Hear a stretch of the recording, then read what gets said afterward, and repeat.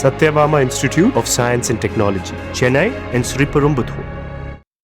Bharathi Airtel நிறுவனத்தை தொடர்ந்து Reliance ஜியோவும் ஸ்டார்லிங்குடன் இணைந்து சேவையை வழங்கும் என்று அறிவிக்கப்பட்டுள்ளது. போட்டியாளராக இருந்தவர்கள் கைகோர்த்துள்ளனர். அது குறித்த ஒரு தொகுப்பை பார்க்கலாம். ரிலையன்ஸ் ஜியோ நிறுவனம் இந்தியாவில் உள்ள தனது வாடிக்கையாளர்களுக்கு ஸ்டார்லிங்கின் பிராட்பேண்ட் இணைய சேவைகளை வழங்க எலான் மஸ்கின் ஸ்பேஸ் எக்ஸ் நிறுவனத்துடன் ஒப்பந்தத்தில் கையெழுத்திட்டுள்ளதாக அறிவித்துள்ளது. ஜியோ அதன் சில்லறை விற்பனை கடைகள் மற்றும் அதன் ஆன்லைன் ஸ்டோர்கள் மூலம் ஸ்டார்லிங்க் சேவையை வழங்கும் எனவும் தெரிவிக்கப்பட்டுள்ளது. ஸ்டார்லிங்க் மற்றும் ஜியோ ஏர் ஃபைபர் மற்றும் ஜியோ ஃபைபருடன் இணைந்து சவாலான இடங்களாக கருதப்படும் மலைப்பிரதேசங்கள், அடர்ந்த காடுகள் என தொலைதூர பகுதிகளிலும் விரைவாகவும் மலிவு விலையிலும் நெட்வொர்க் சேவைகளை வழங்குவோம் எனவும் அறிவித்துள்ளது.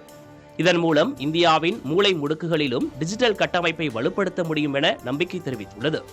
அதிவேக இன்டர்நெட் சேவையை இந்திய வாடிக்கையாளர்களுக்கு வழங்க ஸ்டார்லிங்குடன் ஏர்டெல் நிறுவனம் கைகோர்த்துள்ளதாக அறிவித்திருந்தது. ஏர்டெல் நிறுவனம் அறிவித்த மறுநாளே ஜியோ நிறுவனமும் ஸ்டார்லிங்குடன் இணைந்திருப்பதாக கூறியிருக்கிறது.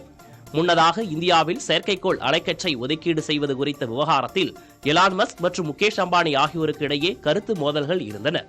குறிப்பாக செயற்கைக்கோள்கள் அலைக்கற்றையை ஏல முறையில்தான் ஒதுக்கீடு செய்ய வேண்டும் என்று முகேஷ் அம்பானியும் சுனில் பாரதி மிட்டலும் தெரிவித்திருந்தனர். ஆனால் சர்வதேச நடைமுறையான நிர்வாக அடிப்படையில் ஒதுக்கீடு செய்ய வேண்டும் என எலான் மஸ்க் வலியுறுத்தியிருந்தார்.